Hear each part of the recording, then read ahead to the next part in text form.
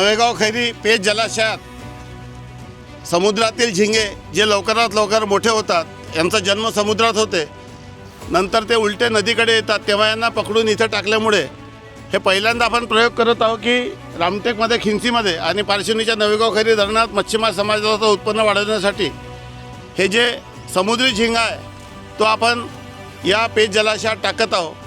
हे राजमुंड्री इथून आणलेलं आहे आणि 6 महिन्यामध्ये हे खूप मोठे होतात आणि याला चांगला रेट मिळतो. याचा जन्म इथं होणार नाही, जन्म तिथंच होतो, परंतु मोठे इथं झाल्यानंतर हे जमिनीच्या तळात राहतात आणि त्यामुळे मत्स्य उत्पादनामध्ये कुठली घट होत नाही आणि झिंग्याचं अतिरिक्त उत्पादन मिळेल आणि चांगला रेट मिळेल आणि लवकर मिळेल.